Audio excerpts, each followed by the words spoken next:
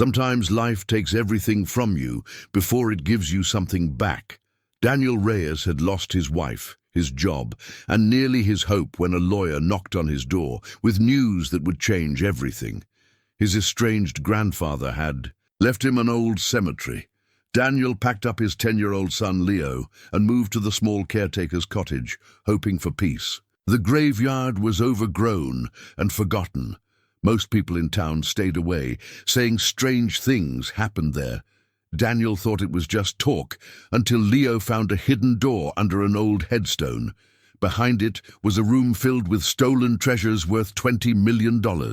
But taking the money meant fighting powerful people who had kept this secret buried for almost a century. What would you do if finding fortune meant risking everything you had left? Before we jump back in, tell us where you're tuning in from, and if this story touches you, make sure you're subscribed, because tomorrow I've saved something extra special for you. Daniel Reyes stared at the tattered envelope the lawyer had handed him 3 days ago, the return address still seeming impossible. Millbrook, Connecticut. A place he'd never been, from a grandfather he'd never known existed. Margaret would have known what to make of it all. She always had that way of seeing the deeper currents beneath life's surface, finding meaning in the smallest coincidences. But Margaret was gone now, claimed by cancer 18 months ago, and Daniel was left to navigate these strange waters alone. Well, not entirely alone.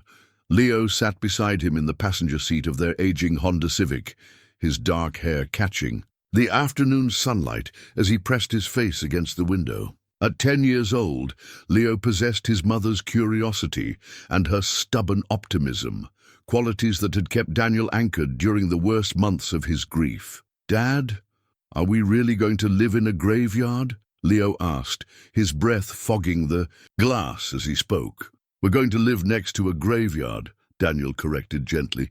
"In a cottage, there's a difference." "But you'll be taking care of dead people," Daniel smiled despite himself. "I'll be taking care of their resting place, making sure it stays peaceful and well-maintained." The truth was more complicated. When the law firm called to inform him about his inheritance, Daniel had been 3 weeks behind on rent and down to his last unemployment check. The plant closing had taken his job as a maintenance supervisor, and the medical bills from Margaret's treatment had consumed their savings. The timing of this unexpected windfall felt almost miraculous or suspicious, depending on how you looked at it. The GPS announced their arrival as they crested a small hill, and Millbrook spread out below them like something from a Norman Rockwell painting. White steepled churches rose above tree-lined streets, where Victorian houses sat behind picket fences and children played in tidy front yards. It was the kind of place Margaret had always dreamed of raising Leo, far from the industrial sprawl of Hartford, where they'd rented their 2-bedroom apartment. "It looks like a movie set," Leo observed, and Daniel had to agree. Everything seemed almost too perfect, as if the town had been preserved in amber sometime around 1950. The cemetery sat on the outskirts of town, marked by a wrought-iron gate that hung slightly askew on rusted hinges. Willowbrook Cemetery, according to the faded sign. The entrance road was more of a dirt path, lined with ancient maple trees, whose roots had buckled the old asphalt in places. Daniel drove slowly, mindful of the car's worn suspension. The caretaker's cottage came into view as they rounded a bend. A small, weathered structure of grey stone and white trim that looked like it had grown from the earth itself. Ivy covered. Much of the walls and the front porch sagged slightly under the weight of years and neglect, but the bones of the building were solid. Daniel could see that much, and there was something welcoming about the way afternoon light fell across the front steps. "It's perfect," Leo announced, and Daniel felt some of the tension leave his shoulders. His son's capacity for finding joy in unexpected places never ceased to amaze him. They parked beside the cottage and stepped out into air that smelled of grass and old leaves. The silence was profound after months of urban noise. No traffic, no sirens, just the whisper of wind through branches and the distant sound of church bells marking the hour. "Mr. Reyes," a voice called from behind them, and Daniel turned to see an elderly woman approaching from a house visible through the trees. She was probably in her 70s, with silver hair pulled back in a practical bun and kind eyes behind wire-rimmed glasses. "I'm Eleanor Henderson. I live just over there. I knew your grandfather." Daniel extended his hand. "I'm Daniel, and this is my son Leo. I'm afraid I don't know much about my grandfather. My father never spoke of him." Mrs. Henderson's expression grew thoughtful. Harold was a complicated man, kept to himself mostly, especially in his later years. But he was a good caretaker, took his responsibilities seriously. She glanced at Leo, who was already wandering toward the cottage. "He would have been pleased to know about you both." "What was he like?" Daniel asked. The lawyer had provided only basic facts. Harold Reyes, 78 years old, no immediate family, died of a heart attack in his sleep. The cottage and cemetery property came with a small trust fund for maintenance expenses, barely enough to cover taxes and basic upkeep. Quiet. Thoughtful. He had a way with the grieving families, knew just what to say to comfort them. Mrs. Henderson paused, seeming to choose her words carefully. "He carried some burden, I always thought, something from long ago that weighed on him. Maybe that's why he stayed here so long, tending to the dead. Sometimes the past needs careful attention before it can rest." Before Daniel could ask what she meant, Leo's voice rang out from the cottage porch. "Dad, there's a key under the flower pot." Mrs. Henderson smiled. "Harold always said if his family ever came looking, they'd know where to find the key." "Guess he was right." She turned to go, then paused. "If you need anything, groceries, directions, someone to watch the boy, just holler. And Daniel, don't let the town gossip worry you. Most folks around here see Harold's passing as the end of an era. They're curious about what comes next, that's all." Daniel watched her walk away, wondering what kind of gossip she meant. But Leo was calling again, more excited now, and Daniel's questions faded as he climbed the cottage steps. The interior was smaller than it appeared from outside, but surprisingly well maintained. The living room held comfortable furniture, arranged around a stone fireplace, and evening light streamed through windows that overlooked the cemetery grounds. It felt lived in, rather than abandoned, as if Harold had simply stepped out for a walk and might return at any moment. "Dad, look!" Leo stood beside an antique desk in the corner, pointing to a framed photograph. "Is that Grandpa Harold?" Daniel approached and studied the black and white portrait. The man in the photograph was probably in his 40s, with dark hair and serious eyes that reminded Daniel of his own father. He wore a suit and stood beside a woman in a wedding dress, both of them smiling at something beyond the camera's frame. "I think so," Daniel said quietly. His father had mentioned his grandfather only once during a bitter argument when Daniel was 16. Something about a man who chose strangers over family and lived with dead people because he couldn't face the living. Daniel had always assumed it was just his father's way of explaining why they never had extended family gatherings or holiday visits from grandparents. Leo explored the cottage with the enthusiasm of a born adventurer, reporting his discoveries with breathless excitement. "There's a library with real books and a kitchen with a pie safe." "What's a pie safe, Dad?" "It's where they used to store baked goods to keep them cool," Daniel explained, following Leo from room to room. The cottage held 3 bedrooms upstairs, a master bedroom that must have been Harold's, a smaller room that would be perfect for Leo, and a third space that served as storage. Everything was clean and orderly, as if Harold had been expecting visitors. In the master bedroom, Daniel found Harold's personal effects still in place. Clothes hung in the closet, books lined the nightstand, and on the dresser sat an ornate pocket watch, its silver surface tarnished with age. Daniel picked it up carefully, feeling the weight of it in his palm. The inscription on the back read, "To Harold, with love and hope for the future. M.E.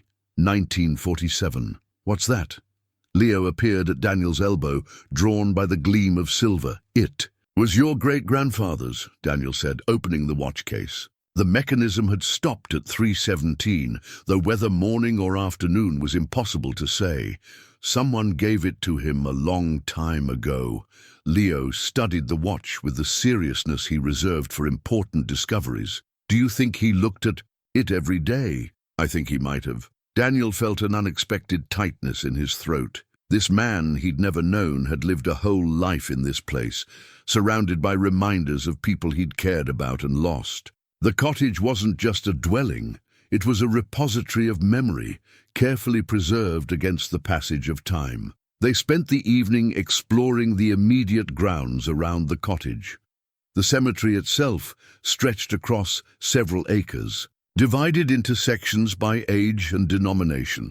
Some of the headstones dated back to the 1700s, their inscriptions worn nearly smooth by weather and time. Others were more recent, the granite still sharp-edged and readable in the fading light. Leo showed no fear of the graveyard, treating it like an outdoor museum filled with stories waiting to be discovered. He read names aloud from the stones, making up histories for the people buried beneath. "Sarah Chen, beloved mother, I bet she made the best cookies in town. Private Thomas Manning, died in service to his country. He probably saved everyone in his unit." Daniel found himself relaxing as they walked. There was something peaceful about the ordered rows of graves, the careful maintenance evident in trimmed grass and clean pathways. This was meaningful work, he realized. People brought their grief here and trusted that someone would care for their loved ones' final resting places. Harold had been that someone for decades, and now the responsibility was Daniel's. As darkness fell, they returned to the cottage and made a simple dinner from supplies they'd brought from Hartford. Leo chattered about school enrollment and whether there would be other kids his age in Millbrook, his enthusiasm infectious. For the first time since Margaret's death, Daniel allowed himself to imagine a future that held more than mere survival. Later, after Leo had fallen asleep in his new bedroom, Daniel sat on the front porch with a cup of coffee and Harold's pocket. Watch. The cemetery stretched out before him in moonlight, peaceful and still. Somewhere out there lay his grandfather, though Daniel hadn't yet located the grave. Tomorrow he would find it and pay his respects to the man who had given them this unexpected sanctuary. The watch ticked steadily in his palm, marking moments that felt precious and finite. Daniel understood now why Harold might have treasured it, not just as a timepiece, but as a reminder that every second mattered, that the present was a gift not to be wasted on regret. He wound the watch carefully and set it running again, its soft rhythm joining the nighttime chorus of crickets and rustling leaves. Somewhere in the darkness, he heard the call of an owl, ancient and knowing, welcoming them home.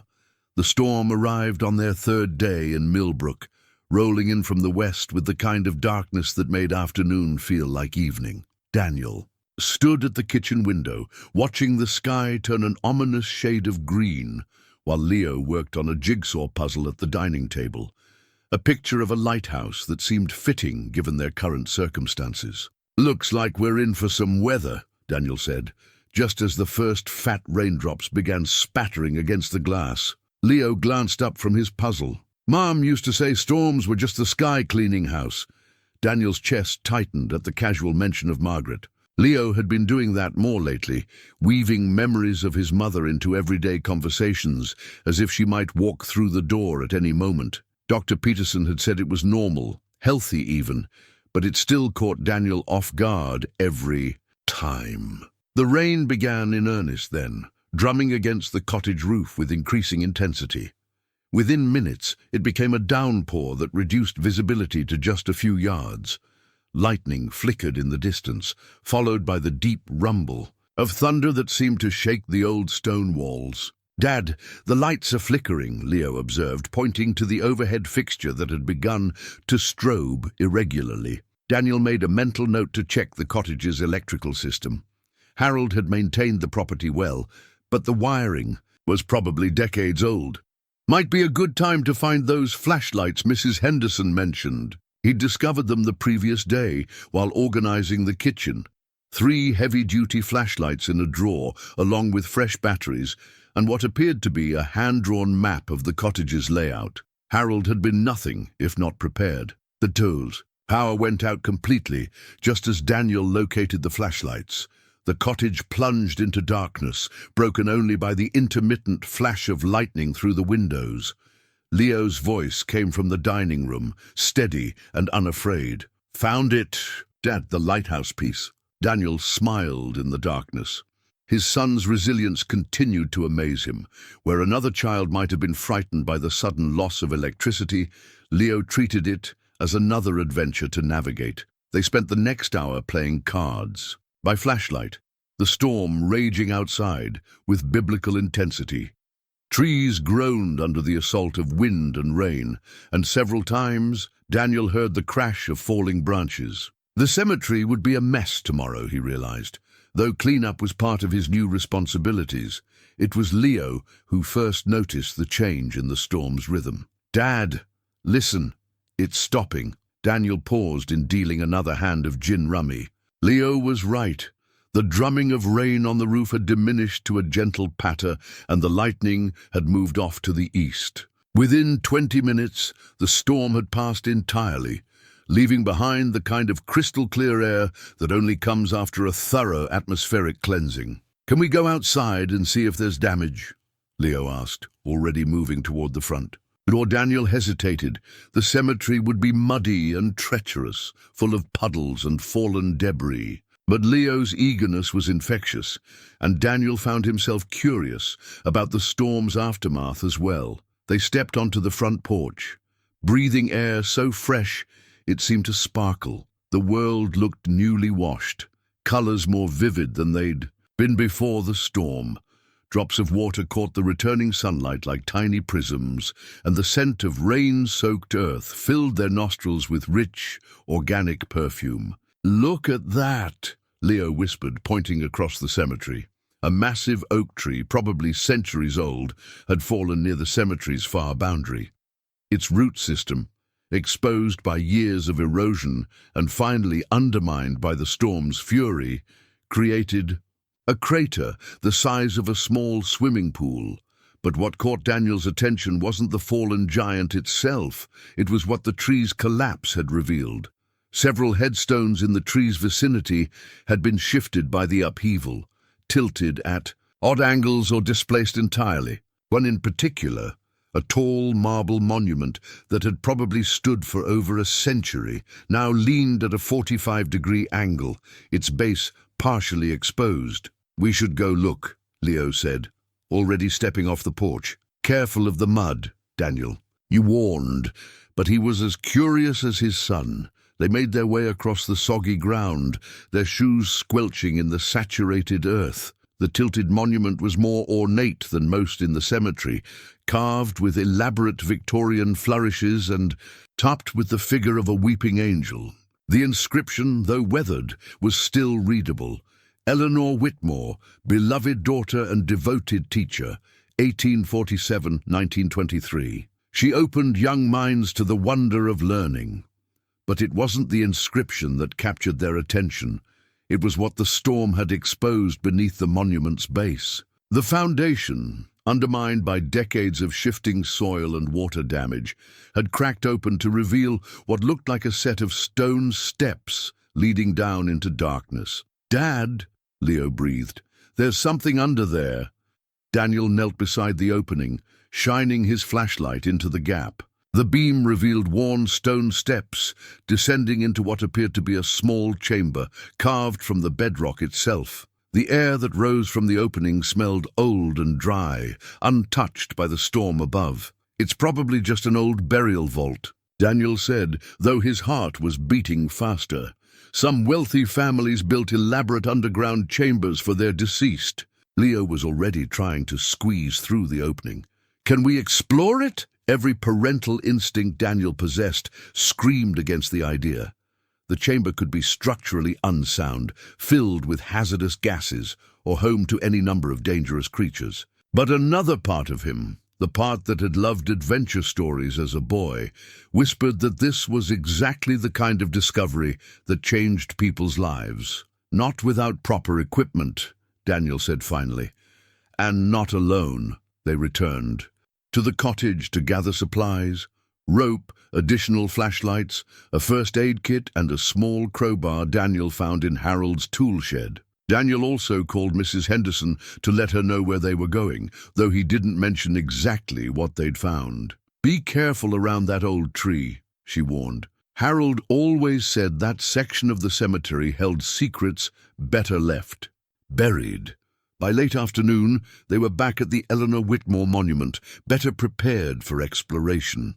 Daniel had rigged a safety line around the base of the tilted stone, and he went first, testing each step before putting his full weight on it. The chamber below was larger than it had appeared from above, roughly 12 feet square, with walls, a fitted stone that spoke of skilled craftsmanship.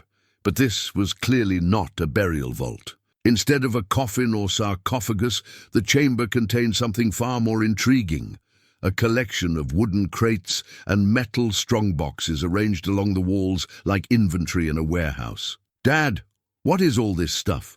Leo asked, his voice echoing in the confined space. Daniel approached the nearest crate, noting that it was sealed but not locked. The wood was old, but well preserved in the dry environment, and stenciled markings on the side read, "Property of Millbrook Historical Museum. Handle with care."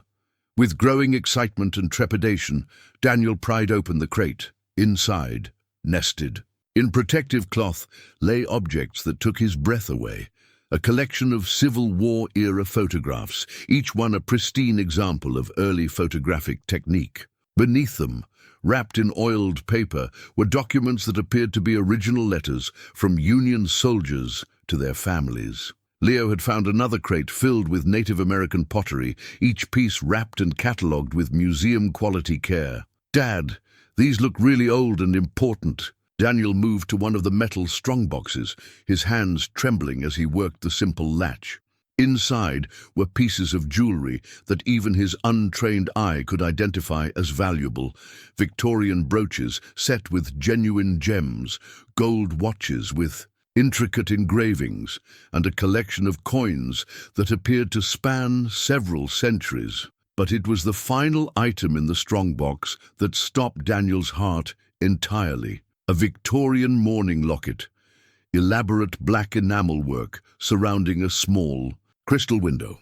Through the crystal, he could see a photograph of a young woman with kind eyes and a gentle smile that seemed hauntingly familiar.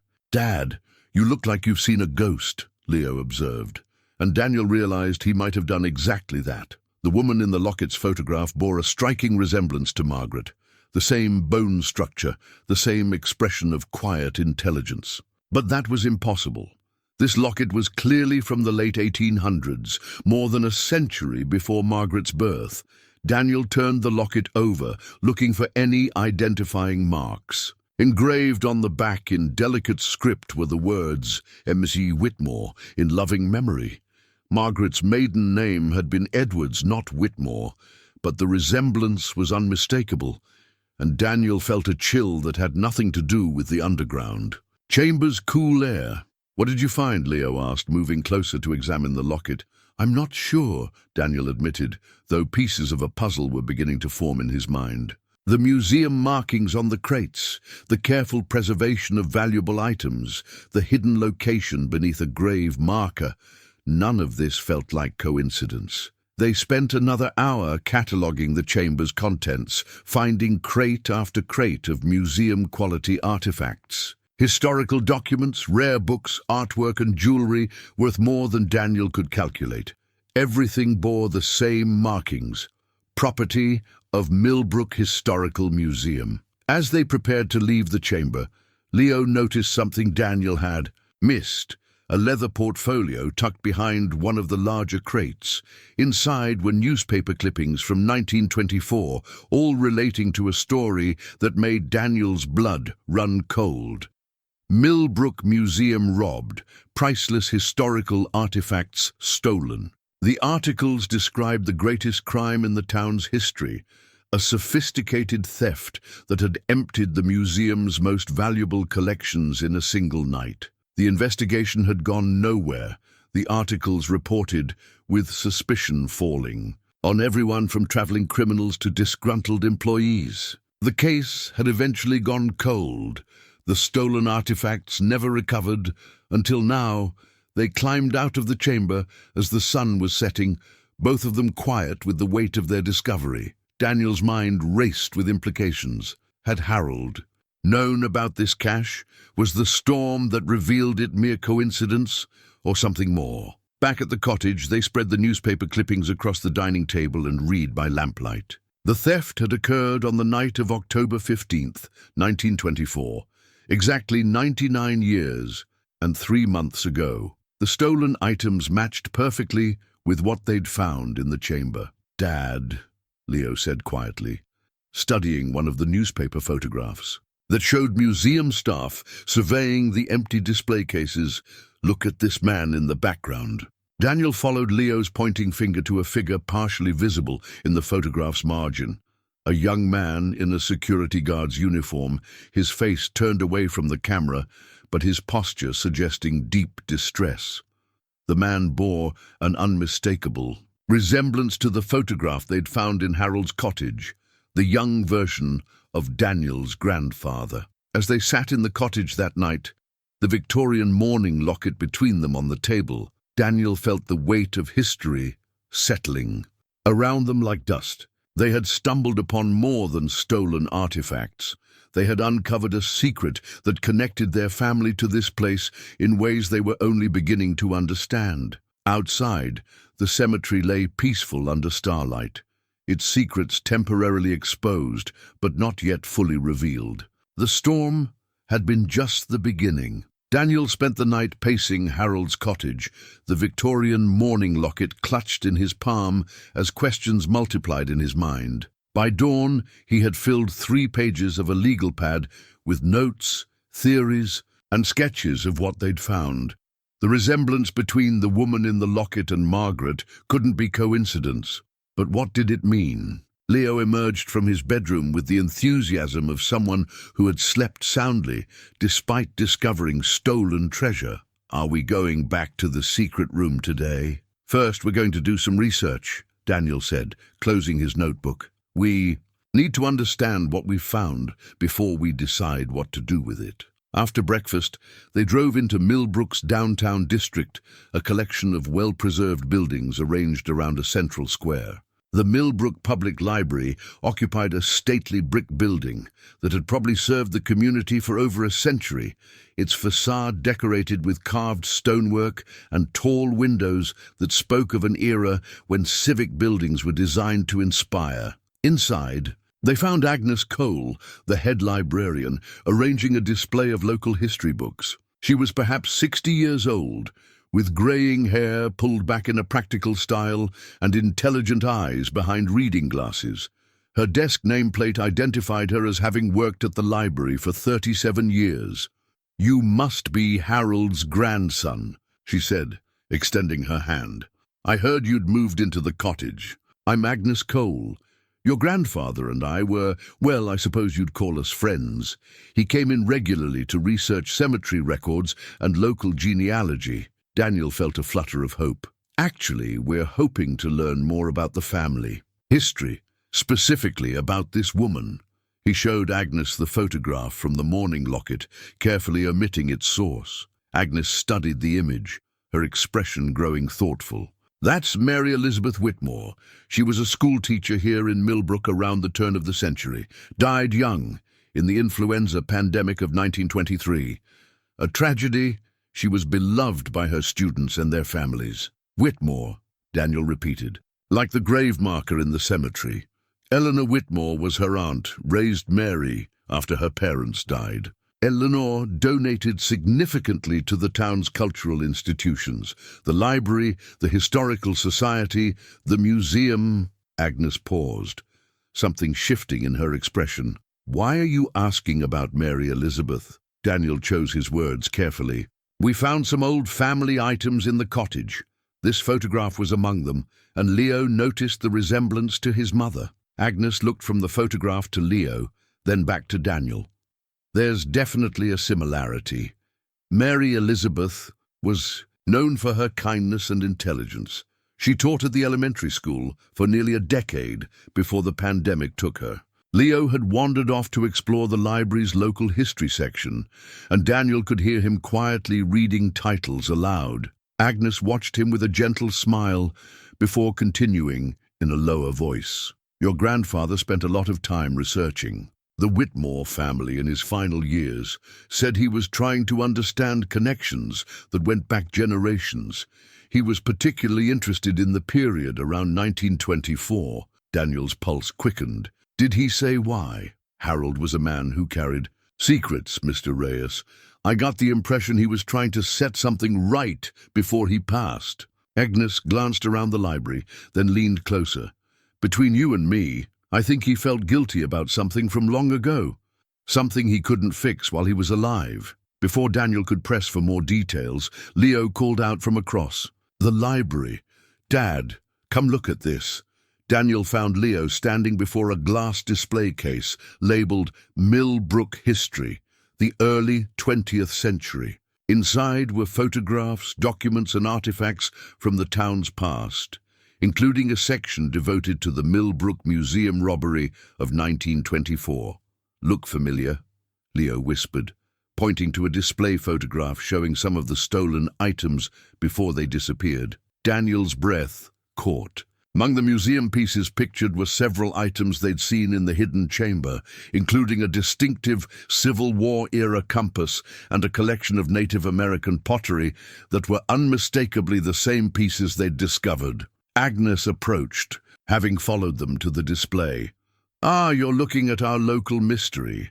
The museum robbery was the biggest crime in Millbrook's history.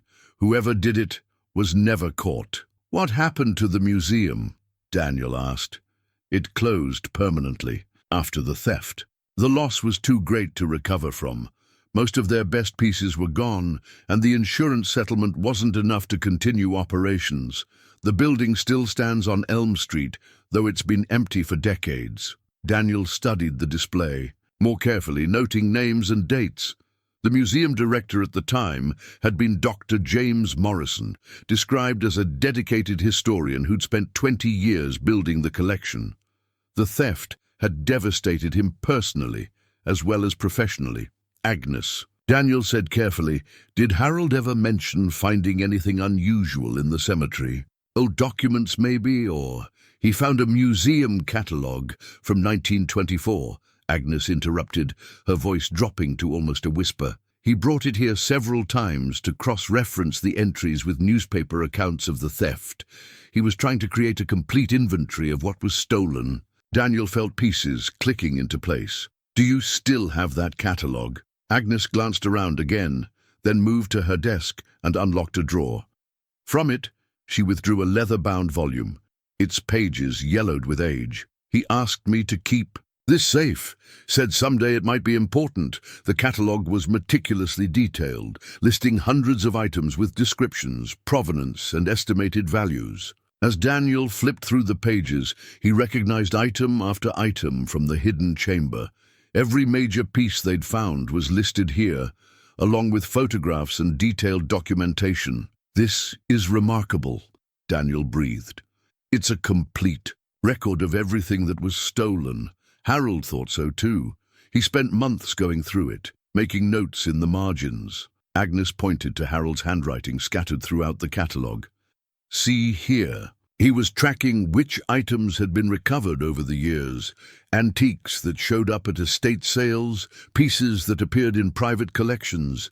But most of the collection remained missing. Leo had been listening intently to their conversation. Now he tugged on Daniel's sleeve. Dad, should we tell her what we found? Daniel looked at Agnes, weighing his options. She had clearly cared about Harold and was already aware of his interest in the theft. If anyone could help them navigate this situation, it might be her. Agnes, what would you do if someone discovered some of the stolen museum pieces today? Her eyes sharpened. Hypothetically, I'd contact the authorities immediately. Historical artifacts belong to the community, not to individuals. But she paused, studying Daniel's face. I'd also be very careful about how I approach the situation. There are people in this town whose families have been here for generations. People with long memories and strong opinions about how the past should stay buried. What kind of people? The kind who profit from things staying as they are. Millbrook has changed a lot since 1924, Mr. Reyes, but some of the old power structures remain intact. The same families still control the bank, the town council, most of the local businesses. Agnes closed the catalogue and returned it to her desk drawer. If valuable historical artifacts suddenly surfaced, there would be questions about where they've been all this time. Questions that might make certain people uncomfortable. Daniel felt a chill of apprehension. Are you saying we'd be in danger? I'm saying your grandfather was a cautious man who lived alone for good reason. And I'm saying that if you found something important, you need to think very carefully about your next steps. They left the library with more questions than answers, but also with a growing understanding of what they were facing. In the car, Leo buckled his seatbelt and turned to Daniel with the seriousness that sometimes made him seem older than his years. Dad, we're going to do the right thing, aren't we? Even if it's dangerous? Daniel started the engine thinking about Margaret and the values she'd tried to instill in their son. Honesty, integrity, standing up for what was right even when it was difficult. She would have known exactly what to do in this situation. Yes, he said finally, we're going to do the right thing, but we're going to be smart about it. That afternoon, they returned to the hidden chamber with the museum catalogue, systematically checking each item against Harold's notes. The match was perfect. Every significant piece from the theft was accounted for, preserved in climate-controlled conditions that had kept them in museum-quality condition for nearly a century. As they worked, Daniel found himself thinking about Harold's final years. Had his grandfather known about this cache? Had he been the one to hide it, or had he simply discovered it as they had? The newspaper clipping suggested Harold might have witnessed the original theft, but that raised more questions than it answered. By evening, they had documented everything, creating their own inventory, complete with photographs taken on Daniel's phone.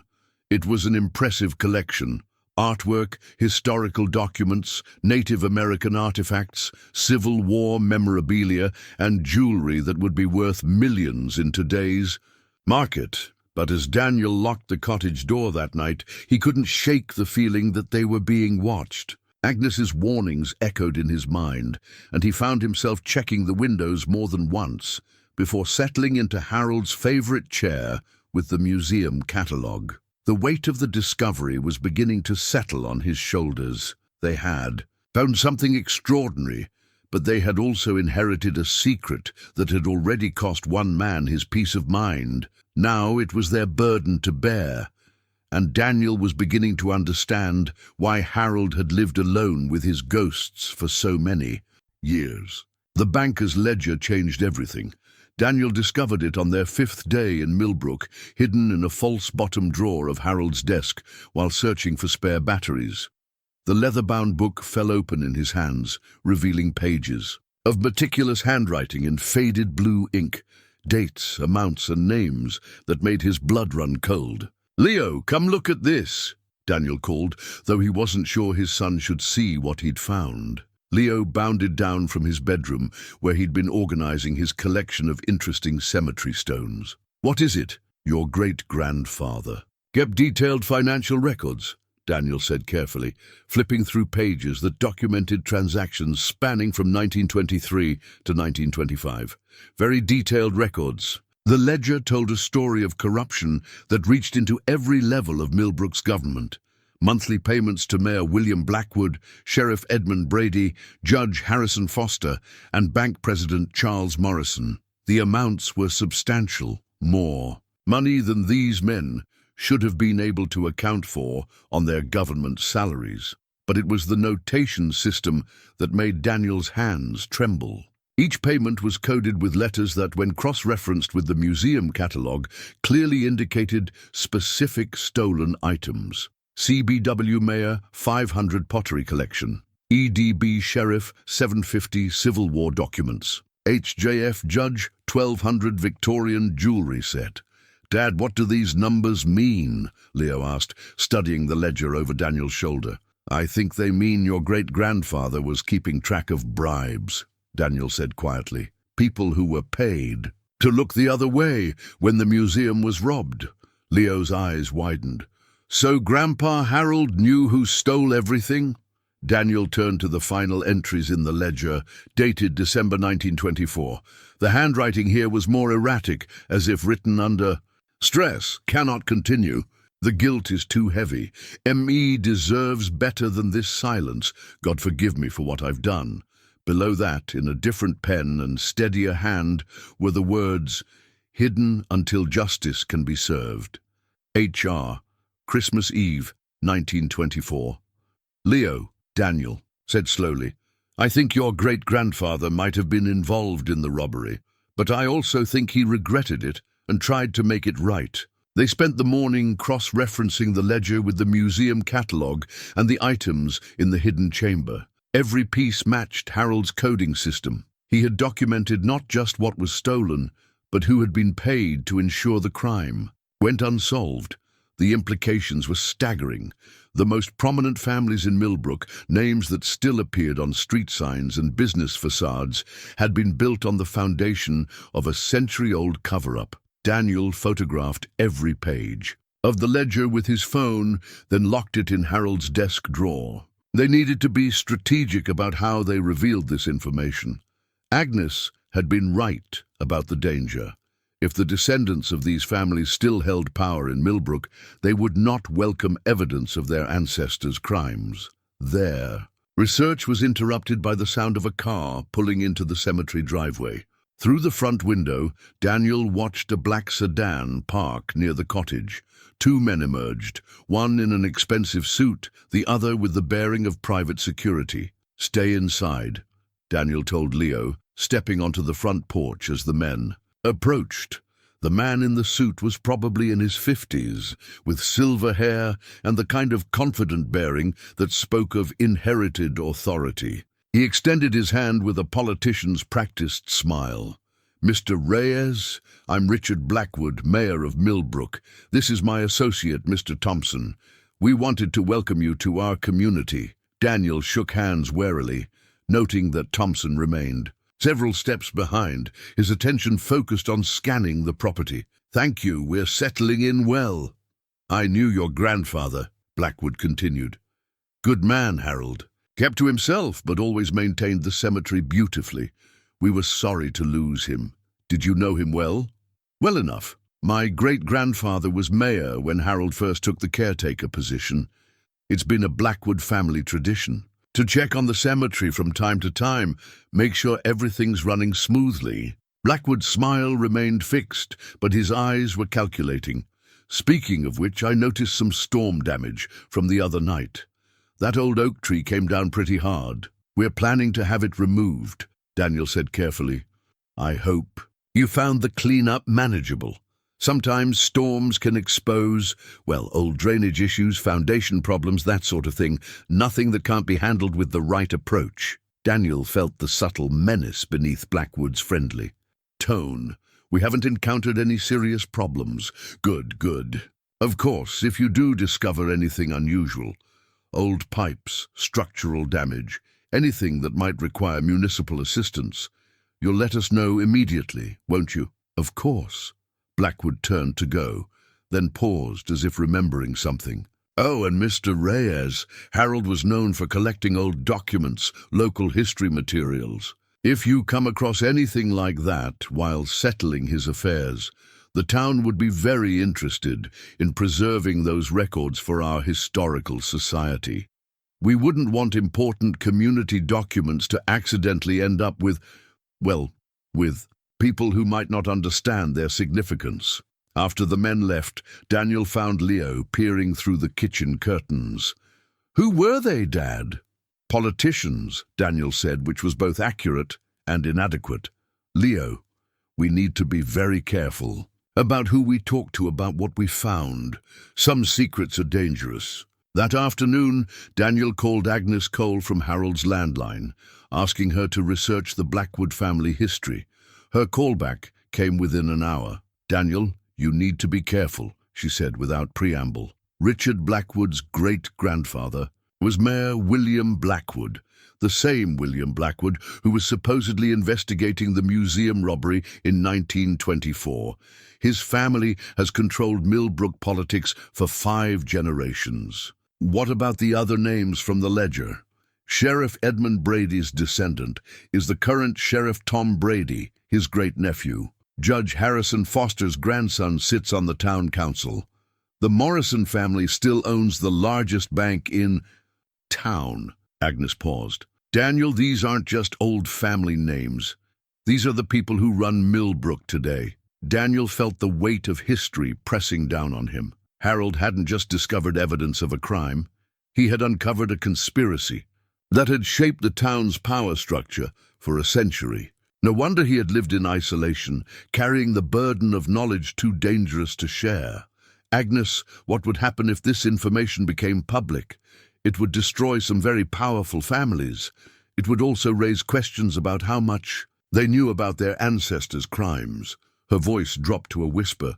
"Daniel, it might also put you and Leo in serious danger." That evening, Daniel found Leo sitting on his bedroom floor, surrounded by photographs he'd printed from their phone. The boy had arranged them into categories: artifacts, documents, and ledger pages. "Dad, look at this," Leo said, pointing to one of the ledger photographs. "See this entry from December 20th, 1924. It says, M.E. asking questions, becoming dangerous." Who was M.E.? Daniel felt his stomach drop. Mary Elizabeth Whitmore, the woman from the mourning locket. Leo nodded solemnly. "And she died in 1923, right? From the flu pandemic?" "That's what Agnes told us." "Dad," Leo said quietly, "what if she didn't die from the flu? What if she found out about the robbery and someone—" "Leo, that's enough." Daniel's voice was sharper than he intended. The same thought had been nagging at him all day, but hearing it from his 10-year-old son made it somehow more real and more terrifying. They ate dinner in relative silence, both lost in their own thoughts. Daniel found himself checking the locks twice and pulling the curtains closed against the gathering darkness. Every car that passed on the distant road seemed to slow down as it approached the cemetery entrance. Later, after Leo had gone to bed, Daniel sat at Harold's desk with the ledger open before him. The last entries painted a picture of a man tortured by guilt and fear. Harold had been young in 1924, probably barely 20, and had somehow become involved in something far beyond his understanding. Daniel traced his finger along Harold's final notation, "Hidden until justice can be served." His grandfather had spent the rest of his life guarding these secrets, waiting for someone who could safely reveal the truth. The responsibility felt crushing. Daniel had come to Millbrook hoping for a quiet place to heal and rebuild. Instead, he had inherited a legacy of corruption and violence that reached into the present day. The powerful families that Harold had documented were still in power, still controlling the levers of authority in Millbrook. But he had also inherited something else. The evidence needed to expose the truth. The question was whether he had the courage to use it and whether he could keep Leo safe while doing so. Outside, the cemetery lay peaceful under starlight, its residents keeping their eternal silence. But Daniel knew now that some of those graves held secrets darker than death, and that the living could be far more dangerous than any ghost. The hand-drawn map changed Daniel's understanding of Harold's final years entirely. Leo discovered it tucked inside an old Bible on Harold's nightstand, a detailed diagram of Willowbrook Cemetery showing locations marked with tiny X's and numbered notations that corresponded to entries in a separate notebook.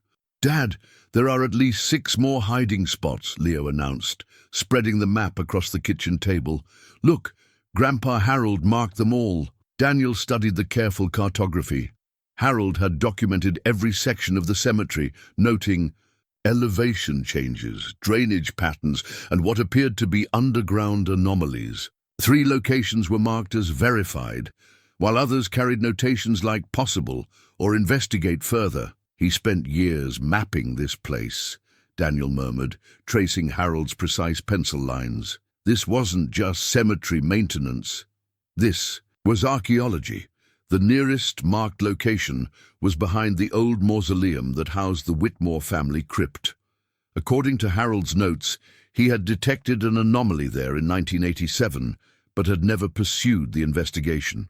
The notation read, "Subsurface irregularity, stone echo suggest void, requires careful excavation." Despite every instinct screaming caution, Daniel found himself agreeing to Leo's request to investigate.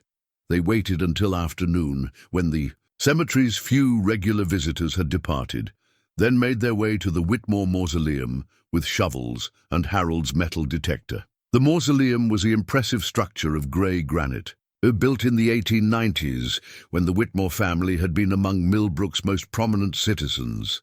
Eleanor Whitmore's name was etched above the entrance, along with those of her parents and siblings.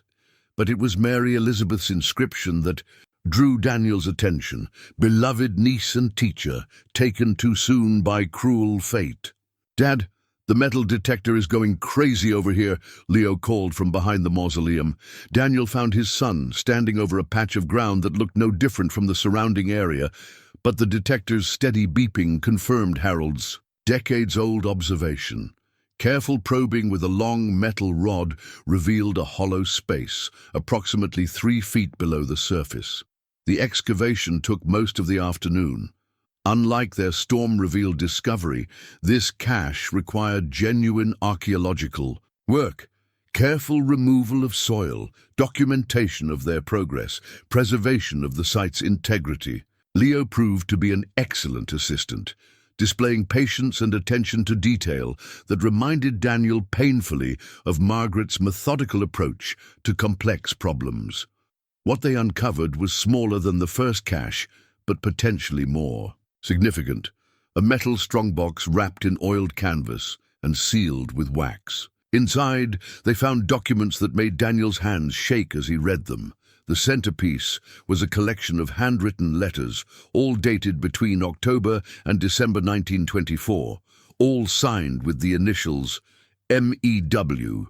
Mary Elizabeth Whitmore had been conducting her own investigation into the museum robbery, and her letters documented a growing understanding of the conspiracy. "My dear friend Sarah," one letter began, "I fear my suspicions about the museum incident have been proven correct. The theft was not the work of outside criminals, as the authorities claim, but rather an inside operation involving several prominent citizens of our community." Another letter, dated November 15th, was more specific. "I have observed Mayor Blackwood meeting privately with known criminal associates. Sheriff Brady has been asking suspicious questions about museum security procedures. Most disturbing of all, young Harold Reyes appears to be involved, though I believe against his will." The boy seems terrified. Daniel's throat tightened as he read Harold's name. The final letter in the collection was dated December 20th, 1924, just 3 days before Mary Elizabeth's reported death from influenza. "Sarah, I fear I have learned too much. My inquiries have been noticed, and I have received warnings to cease my investigation. If something should happen to me, please know that I have hidden evidence where it will eventually be found by those brave enough to seek justice. The truth must survive, even if I do not." Leo read silently over Daniel's shoulder, his young face grave with understanding. "Dad, she knew she was in danger." "It appears so." Daniel examined the other documents in the strongbox, receipts showing unusual cash transactions, a partial list of stolen items that matched Harold's ledger, and most damning of all, a photograph showing Mayor Blackwood shaking hands with a man identified on the back as Jimmy the Knife Torino, Chicago. The photograph was dated October 10th, 1924, 5 days before the museum robbery. They were so absorbed in the documents that neither noticed the figure approaching until Sheriff Tom Brady spoke from directly behind them. "Afternoon, folks.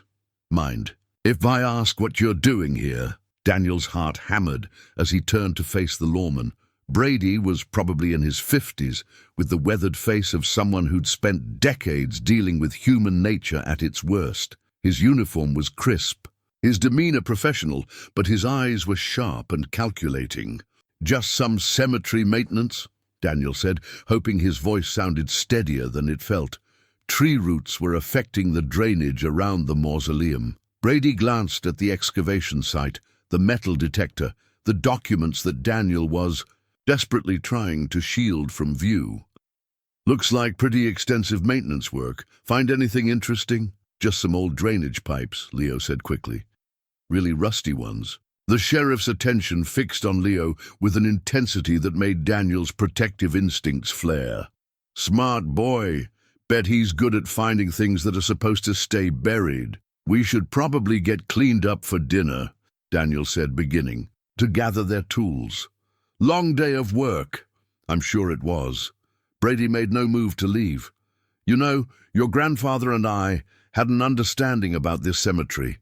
Harold knew that some things were better left undisturbed. Old pipes, old drainage systems, that sort of infrastructure can be dangerous if you don't know what you're doing."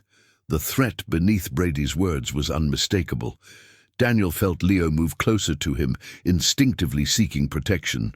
"Will, be careful," Daniel said. "See that you are. Millbrook's a peaceful community, Mr. Reyes. We'd hate for anything to upset that peace." Brady tipped his hat with mock courtesy. "Enjoy your evening." They watched him drive away before speaking again. Leo's voice was small when he finally broke the silence. "Dad, I'm scared." Daniel pulled his son close, feeling the boy's trembling. "Me too, Leo, but we're going to figure this out." That evening, they spread Mary Elizabeth's letters across Harold's dining table, cross-referencing them with the banker's ledger and the museum catalogue. The story they told was clear. Mary Elizabeth Whitmore had uncovered the truth about the robbery and had been murdered to silence her. The official cause of death, influenza, provided perfect cover. The 1923 pandemic had claimed thousands of lives across New England, and one more victim would raise no suspicions. But Mary Elizabeth's letters proved she had been healthy and investigating when she supposedly succumbed to illness. "Dad," Leo said quietly, studying the final letter. "Do you think Grandpa Harold felt guilty because he couldn't save her?" Daniel considered the question, thinking about the young man Harold had been, barely 20, caught up in events beyond his control, watching helplessly as a good woman died for seeking justice. "I think he spent the rest of his life trying to make up for what happened," Daniel said finally. "Maybe that's why he preserved all this evidence. He was waiting for the right time, the right person to finally tell the truth. And he chose us. It seems like he did." Leo was quiet for a long moment, then looked up at Daniel with eyes that seemed far older than his 10 years. "What are we going to do?" Before Daniel could answer, the cottage phone rang. The caller ID showed an unknown local number, and Daniel hesitated before answering. "Mr. Reyes?" The voice was elderly, female, and frightened. "This is Mrs. Henderson. I'm calling from my sister's house in the next town. I saw Sheriff Brady leaving your property earlier, and I thought you should know. He came by my house asking questions about what you've been doing in the cemetery." Daniel's blood chilled. "What kind of questions?" "He wanted to know if you'd been digging, if you'd found anything unusual. He also asked about your relationship with Agnes Cole." Mrs. Henderson paused, and Daniel could hear the fear in her voice. "Mr. Reyes, I think you and Leo might be in danger. These people, they've been protecting their secrets for a long time. They won't hesitate to protect them now." After Mrs. Henderson hung up, Daniel double-checked all the locks and pulled the curtains tight. Leo helped him carry Harold's evidence upstairs to the master bedroom, where they could secure it in Harold's old wardrobe. As they prepared for what might be a sleepless night, Leo touched Daniel's arm. "Dad, What if we're the last chance to get justice for Mary Elizabeth? Daniel looked at his son, this brave, thoughtful boy who had already lost his mother and was now facing dangers no child should have to confront. Margaret would have been proud of Leo's courage, but she also would have insisted on protecting him at all costs. Then we'll make sure justice is served, Daniel said, though he had no idea how they would accomplish such a thing against opponents who controlled every level of local authority. Outside, Willowbrook Cemetery lay shrouded in darkness, its secrets multiplying with each passing hour. Somewhere among those graves lay Mary Elizabeth Whitmore, a woman who had died seeking truth. Daniel was beginning to understand that her fight was far from over. The museum director's personal journal arrived via an unexpected source. Agnes Cole appeared at the cottage door early the next morning, clutching a worn leather portfolio and looking nervously over her shoulder.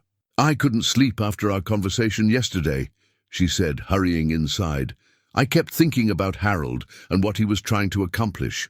Then I remembered something." She opened the portfolio to reveal a collection of handwritten pages, photographs and official documents. This belonged to Dr. James Morrison, the museum director who lost his collection in 1924. His daughter brought it to the library years ago, asking us to preserve it for historical purposes. But after reading it, I realized it was too dangerous to keep in public archives. Daniel accepted the portfolio with trembling hands. "What's in it?" "Evidence. Dr. Morrison spent the last 40 years of his life documenting what really happened. To his museum, he never gave up trying to recover the stolen items." Leo crowded close as Daniel opened the journal to the first entry, dated January 15, 1925. "I can no longer pretend the robbery was the work of outside criminals. The evidence is overwhelming. This was an inside operation, planned and executed by people I trusted, people this community trusted.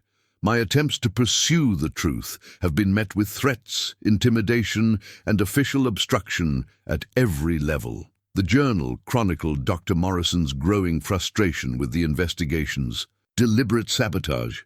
Sheriff Brady's great-grandfather had refused to follow obvious leads.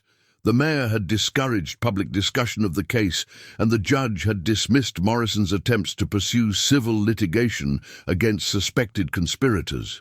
Most damaging were Morrison's detailed observations of the town's power structure in the months following the robbery. Several prominent families had suddenly acquired unexplained wealth, new homes, expensive automobiles, lavish parties that seemed inconsistent with their known sources of income. "Agnes," Daniel said, looking up from the journal, "did Dr. Morrison ever go public with these accusations?" He tried. In 1926, he submitted a formal complaint to the State Attorney General's office, complete with documentation and witness statements.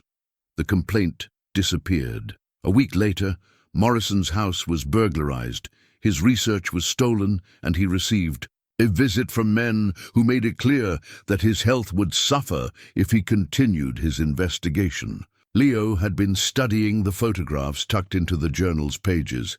"Dad, look at this one."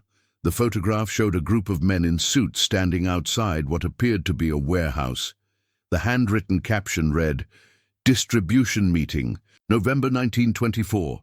Items being prepared for transport out of state." Daniel recognized several faces from other photographs they'd found. Mayor Blackwood, Sheriff Brady, and in the background, looking young and terrified, Harold Reyes. "This is proof that Harold was there," Daniel murmured. "But look at his body language. He doesn't look like a willing participant." Agnes nodded. Dr. Morrison believed Harold was coerced into participating. The boy had no family, no resources, to resist pressure from powerful men. Morrison actually tried to help him escape Millbrook in 1925, but Harold refused to leave. Why would he stay? Guilt and fear that abandoning his post would make things worse for other innocent people. Agnes turned to a later entry in the journal. Morrison wrote that Harold had become obsessed with Mary Elizabeth Whitmore's death. The boy was convinced she'd been murdered, and he felt responsible for not protecting her. Daniel felt a wave of sympathy for his grandfather. Harold had been barely older than Leo when he'd been caught up in events beyond his control, forced to choose between self-preservation and moral courage. He'd chosen a middle path, staying in Millbrook to guard the evidence, waiting for someone who could safely expose the truth. Their discussion was interrupted by the sound of a car approaching. Agnes peered through the front window and paled. It's Richard Blackwood, with several other men. Daniel quickly gathered the journal and other documents, shoving them into Harold's desk drawer. Leo, go upstairs and stay in your room until I call for you. But Dad, now Leo, please. Blackwood's knock was polite but insistent. Daniel opened the door to find the mayor accompanied by 3 other men. Tom Brady, a man in an expensive suit whom Daniel didn't recognize, and Thompson, Blackwood's security associate. Mr. Reyes, Blackwood said with his practiced political smile, I hope we're not interrupting. We'd like to have a conversation about your plans for the cemetery. My plans are to maintain it properly, Daniel replied, not inviting them inside, of course, but we've heard you've been doing some rather extensive excavation work. Archaeological investigations, one might say. Blackwood's smile never wavered. The town has certain regulations about historical preservation. We wouldn't want any important artifacts to be damaged or lost. The threat was clear, but Daniel held his ground. I'm following proper procedures for cemetery maintenance. Sheriff Brady stepped forward. Mr. Reyes, we've received reports of suspicious activity on your property. Late-night digging, unauthorized visitors. His eyes fixed on Agnes, who had remained visible through the front window. People who might be encouraging you to pursue activities beyond your expertise. Mrs. Cole was helping me research cemetery records, Daniel said. I'm sure she was. The unknown man spoke for the first time, his voice carrying the authority of serious money. I'm Charles Morrison, president of Millbrook First National Bank. My great-grandfather built this community's financial foundation, and I have a vested interest in protecting its stability. Daniel's heart sank as he realized the implications. The Morrison family, descended from Dr. James Morrison, but apparently controlled by the same forces that had silenced him decades earlier. Mr. Reyes, Morrison continued, sometimes people inherit more than they can handle. Properties with complications, responsibilities that require specialized knowledge. The town would be willing to purchase the cemetery property from you at a generous price, relieving you of these burdens. The cemetery isn't for sale. Blackwood's smile finally faded. Mr. Reyes, let me be direct. Your grandfather understood certain boundaries that exist in this community, boundaries that have maintained peace and prosperity for generations. I hope you'll prove as wise as Harold was. Are you threatening me? I'm offering advice. Millbrook can be a wonderful place to raise a family, safe, quiet, with excellent schools and community support. But it can also be challenging for people who don't understand local customs. After the men left, Agnes emerged from the kitchen where she'd been listening. Daniel, you need to get that evidence to someone outside Millbrook. These people control everything here. The police, the courts, the banks. Local justice isn't possible. Who can we trust? I have contacts at the State Historical Society. People who would be very interested in recovered artifacts and historical crimes. Agnes gathered her coat, preparing to leave. But you need to be careful how you proceed. These families have protected their secret for a century. They won't hesitate to eliminate threats. That afternoon, while Leo worked on homework at the kitchen table, Daniel called the State Historical Society from Harold's landline. The conversation was encouraging. Dr. Patricia Vance, the Society's Director of Historical Crimes, was indeed interested in recovered artifacts and had resources for protecting evidence and witnesses. Mr. Reyes, Dr. Vance said, what you're describing sounds like the Millbrook Museum case. We've had that file open for decades, hoping new evidence would surface. Can you bring the materials to our offices in Hartford? Would that be safe? Safer than keeping them in Millbrook? We work closely with the FBI's art crime team when dealing with stolen historical artifacts. If you found what you think you found, federal jurisdiction applies. Daniel arranged to meet Dr. Vance the following day, but as he hung up the phone, he couldn't shake the feeling that their calls were being monitored. In a town where the same families had controlled power for generations, privacy was probably an illusion. That evening, Leo helped Daniel organize copies of all their evidence, using Harold's old photocopier to create backup sets of documents and photographs. They worked by lamplight, speaking in whispers, both understanding that their time in Millbrook was running short. "Dad," Leo said as they sealed the copies in waterproof containers, "what if we can't prove what happened to Mary, Elizabeth?" Daniel paused in his work, thinking about the woman whose death had haunted his grandfather for 70 years.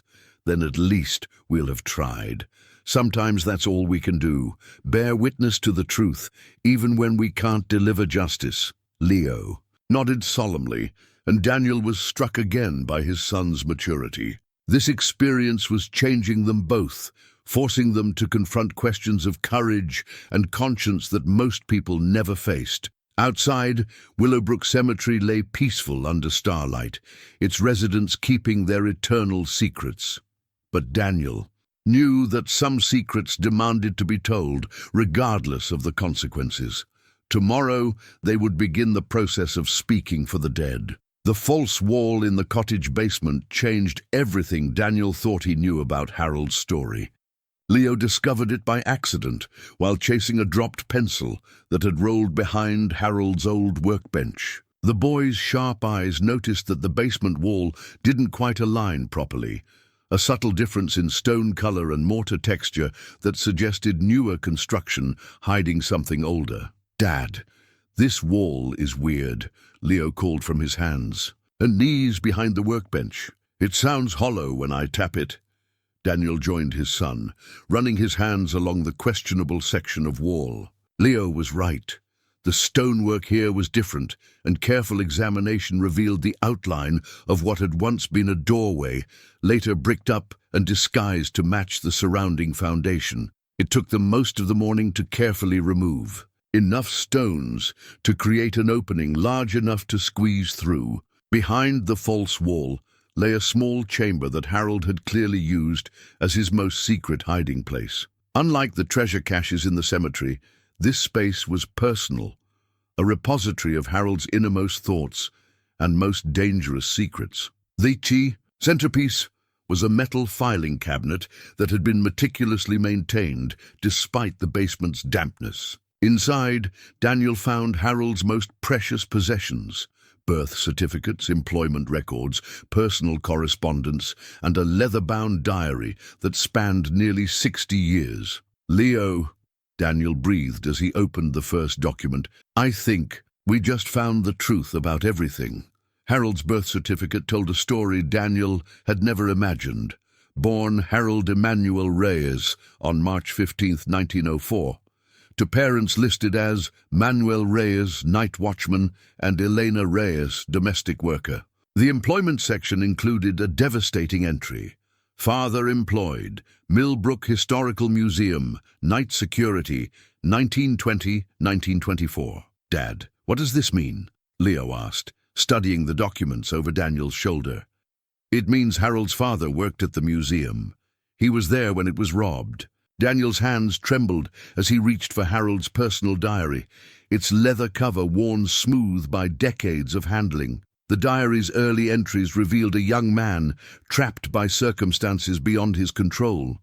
Harold's father, Manuel, had discovered the robbery plan through overheard conversations and suspicious activity at the museum. When he tried to report his concerns to the authorities, he learned that the police, mayor, and judge were all involved in the conspiracy. "October 10th, 1924, Daniel read aloud. "Papa came home tonight, more frightened than I have ever seen him. He says the robbery will happen within days, and that Sheriff Brady warned him to stay silent or face deportation. Papa has no legal status in this country. We could be separated forever if he speaks against these men." Leo pointed to another entry. Look at this one, Dad. October 16th, 1924. It is over. The museum was robbed last night, just as Papa predicted. But something went wrong. Papa was supposed to be elsewhere when it happened, but the thieves changed their plan. They needed someone inside to disable the alarm system, and they forced Papa to help them. Now he is part of their crime, and we are trapped by their secret. Daniel felt sick as the truth became clear. Harold's father had been coerced into participating in the robbery, used as the inside man because of his vulnerable immigration status and intimate knowledge of the museum's security systems. The young Harold had watched his father's anguish, understanding that Manuel was both victim and accomplice. The diary entries from the weeks following the robbery documented the family's isolation and fear. Manuel had been consumed by guilt, knowing that his forced participation had enabled the crime. Harold had dropped out of school to support his father, taking odd jobs and eventually accepting the position as cemetery caretaker. A job that kept him close to the evidence while providing the family with housing and stability. November 30th, 1924. Daniel continued reading. Miss Whitmore came to see Papa today. She knows something about the robbery and wants his help to expose the truth. Papa is terrified. He says these men will kill us both if we cooperate with her investigation. But Miss Whitmore is kind and persistent. She reminds Papa that good people have lost their heritage because of this crime. Leo had found another section of the hidden chamber, this one containing Harold's father's personal effects. Among them was a museum security guard's uniform, a set of keys that probably opened display cases, and most importantly, a detailed floor plan of the museum marked with handwritten notes about the robbery's execution. Dad, this shows exactly how they did it, Leo said, studying the floor plan. Harold's grandpa marked the route the thieves took, which alarms they disabled, even where they parked their truck. But it was Harold's final discovery that left Daniel speechless. Hidden in a special compartment within the filing cabinet was a small wooden box containing items that Manuel Reyes had taken from the museum, not as part of the robbery, but as evidence to prove his forced participation if the authorities ever chose to investigate honestly. Inside the box were photographs of the actual thieves in action, clearly showing faces and documenting the crime as it occurred. Manuel had managed to use the museum's camera equipment to create a photographic record of the conspiracy, despite the danger to himself and his son. The photographs were devastating in their clarity. Mayor Blackwood directing the placement of stolen items into wooden crates, Sheriff Brady standing guard while thieves worked, Judge Foster examining valuable artifacts as if appraising their worth. And in several images, Manuel Reyes himself, his face showing the terror of a man forced to betray his principles. But the most important photograph showed something Daniel hadn't expected. Mary Elizabeth Whitmore, standing in the museum's doorway. During the robbery, her face illuminated by flashlight as she witnessed the crime in progress. Leo, Daniel whispered. She saw everything. Mary Elizabeth didn't just investigate the robbery after it happened. She was there when it occurred. Harold's diary explained what the photograph couldn't capture. Mary Elizabeth had come to the museum that night to retrieve some materials she needed for her classes, arriving at exactly the wrong moment. The thieves had been forced to detain her to prevent her from raising an alarm, and they had threatened to kill both her and the Reyes family if she revealed what she had witnessed. December 15th, 1924. Daniel read from the diary's final entries. Miss Whitmore cannot stay silent any longer. The guilt is destroying her, just as it is destroying Papa. She has told me she plans to write letters documenting everything she knows, hiding copies where they will eventually be found. She believes the truth must survive, even if we do not. The diary's last entry was dated December 23rd, 1924. Miss Whitmore is dead. They say it was influenza, but I know better. Papa is beside himself with grief and terror. We are next if we do not disappear completely.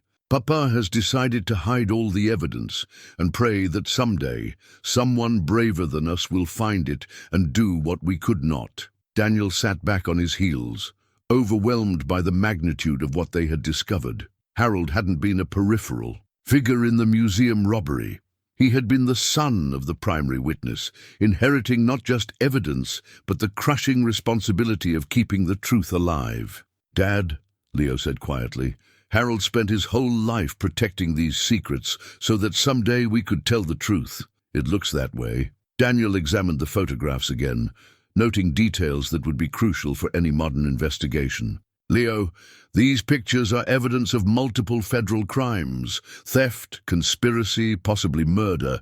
This isn't just historical artifact recovery anymore. They spent the rest of the day cataloging Harold's hidden archive, creating a complete inventory of evidence that spanned from the original robbery through decades of cover-up. The materials painted a picture of institutional corruption that had shaped Millbrook's development for nearly a century. As evening approached, Daniel made two important phone calls. The first was to Dr. Patricia Vance at the State Historical Society, informing her that their meeting would need to include federal law enforcement. The second was to a Hartford hotel, booking rooms under false names for the following night. "Are we running away?" Leo asked, as Daniel packed their most essential belongings. "We're being strategic," Daniel corrected. "Harold waited 70 years for the right moment to reveal this truth.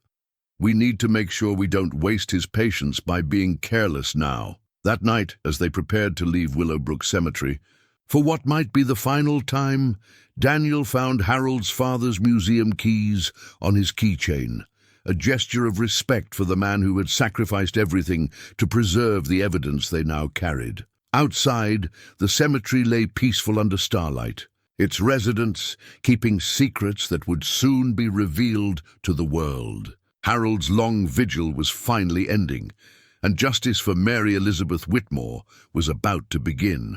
The heist plan document that Daniel discovered hidden behind Harold's father's photograph proved that the museum robbery had been orchestrated by Millbrook's founding families as a deliberate act of historical theft. Unlike the random crime it had been portrayed as, the 1924 robbery was actually the culmination of a conspiracy involving four of the town's most powerful dynasties: the Blackwoods, Bradys, Fosters, and Morrisons. "Dad, look at this," Leo said, pointing to a hand-drawn diagram that showed the museum's layout with military precision.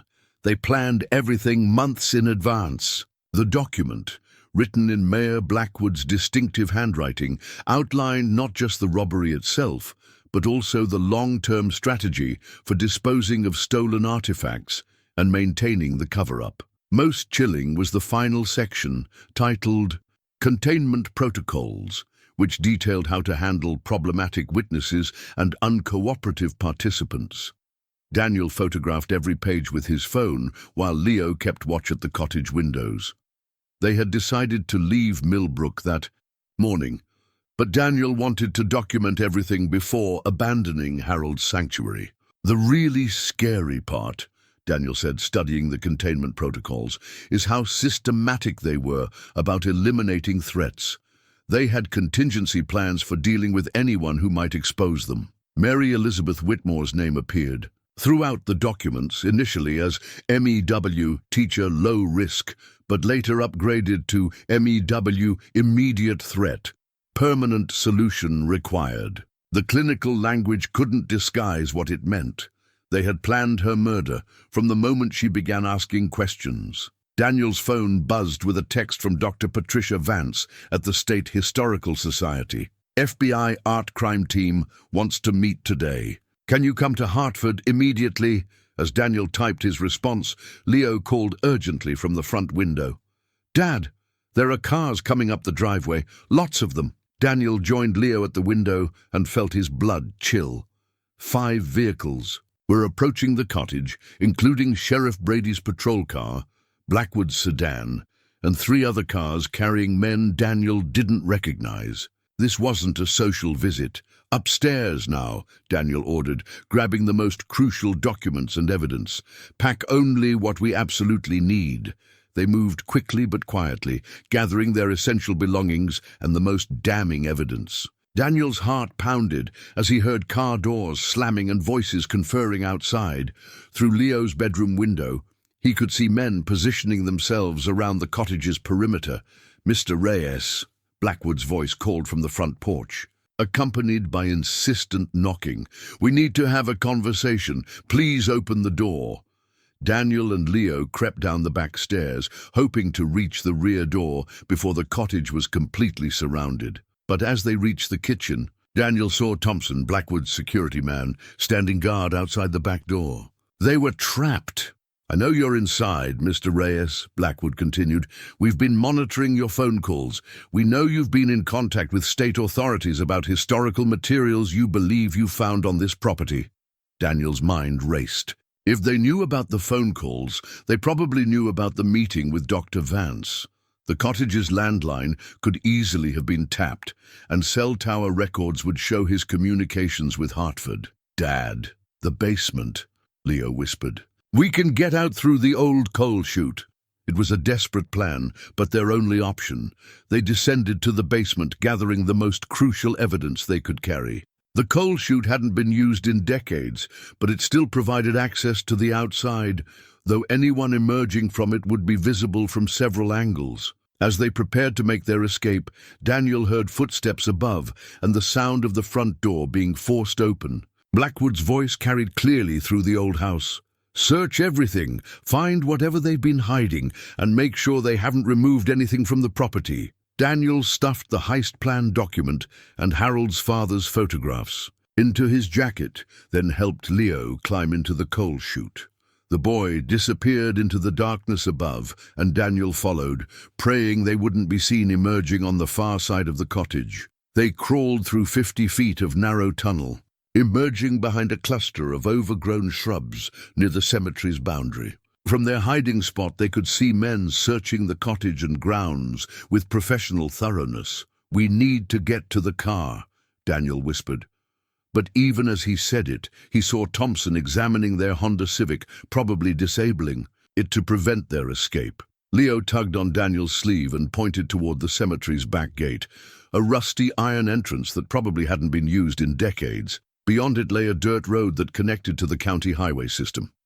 They'd moved carefully through the cemetery, using headstones and monuments for cover. Daniel felt a strange sense of protection from the silent residents of Willowbrook, as if Harold and Mary Elizabeth and all the others were helping to conceal their escape. The back gate's lock had long since rusted away, and they slipped through into freedom, just as they heard shouts from the cottage area. Someone had discovered the coal chute exit. The dirt road led to a small cluster of houses about a mile from the cemetery. Daniel knocked on the first door they reached, hoping to find someone willing to help strangers in obvious distress. An elderly woman answered, took one look at their faces, and immediately invited them inside. "You're Harold's family," she said without waiting for introductions. "I'm Martha Kellerman. Harold helped my husband through his final illness. We've been waiting for someone to carry on his work." Daniel quickly explained their situation, showing Martha some of the documents they'd escaped with. Her expression grew increasingly grim as she understood the magnitude of what they'd uncovered. "Those families have run this town for generations," she said, "but they've never had to deal with federal authorities before.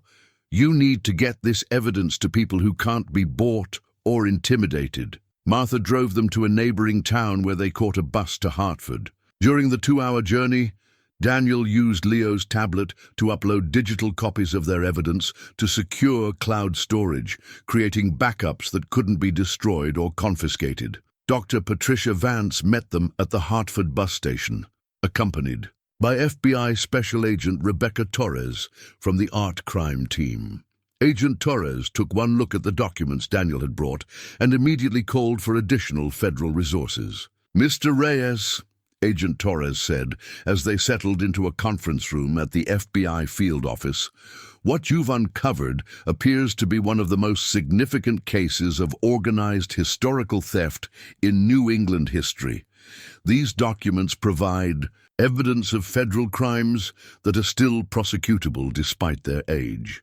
Leo sat quietly beside Daniel as Agent Torres explained the scope of the federal investigation that would now begin. The stolen artifacts represented millions of dollars in cultural heritage theft, but the conspiracy itself, involving public corruption, murder, and decades of cover-up, constituted racketeering charges that could destroy the power structure. Blackwood's allies had built. What about our safety? Daniel asked. These people have demonstrated they're willing to use violence to protect their secrets. Federal witness protection is available if necessary, Agent Torres replied. But our experience suggests that once these conspiracies are exposed to federal scrutiny, the participants typically focus on legal defense rather than additional crimes. That evening, from the safety of a Hartford hotel room, Daniel called Agnes Cole to warn her about the day's events. Her phone went directly to voicemail, and when he tried the library, a recording announced it was closed due to unexpected circumstances. Dad, what if they hurt Mrs. Cole because she helped us? Leo asked, voicing Daniel's worst fears. Then we make sure their crimes are exposed completely, Daniel replied. The best way to protect everyone is to ensure the truth comes out. Late that night, as Leo slept in the hotel bed beside him, Daniel reviewed Harold's father's photographs. One more time, the images captured not just a crime in progress, but the faces of men who had believed themselves above justice. Their descendants had inherited that arrogance, but they were about to learn that some secrets couldn't be buried forever. Tomorrow, federal agents would begin executing search warrants across Millbrook, armed with evidence that Daniel and Leo had preserved despite enormous danger. Harold's long vigil was finally ending, and justice for Mary Elizabeth Whitmore was about to begin. But Daniel couldn't shake the feeling that the most dangerous phase of their journey was still ahead. Desperate people would take desperate measures to protect themselves, and the revelation of century-old crimes might trigger contemporary violence. He held Leo closer and tried to find peace in sleep, knowing that morning would bring either vindication or catastrophe. The museum director's final letter arrived at the FBI field office via overnight courier from Sarah Martinez, Dr. James Morrison's daughter. Agent Torres called Daniel and Leo to the conference room early the next morning, her expression grim as she displayed the yellowed pages under protective plastic. Ms. Martinez says her father wrote this letter in 1967, just before his death, Agent Torres explained. She's kept it sealed for nearly 60 years, waiting for the right moment to reveal its contents. Daniel leaned forward as Agent Torres began reading the letter aloud. Dr. Morrison's final words provided the smoking gun that would make the federal case ironclad. To whoever finds this letter, I can no longer remain silent about the crimes committed against the people of Millbrook and the cultural heritage of our nation. The robbery of our museum in 1924 was orchestrated by Mayor William Blackwood, Sheriff Edmund Brady, Judge Harrison Foster, and my own cousin, Bank President Charles Morrison. They used their positions of public trust to steal artifacts worth millions of dollars, murdering Mary Elizabeth Whitmore when she threatened to expose them. Leo's eyes widened as Agent Torres continued reading the most damning section. I have documentation proving that Charles Morrison laundered the proceeds through his bank, that Judge Foster dismissed legal challenges to protect the conspiracy, and that Sheriff Brady personally murdered Mary Elizabeth Whitmore by injecting her with a fatal dose of morphine, then bribing the coroner to falsify her death certificate as influenza. Daniel felt sick as the clinical details of Mary Elizabeth's murder were revealed.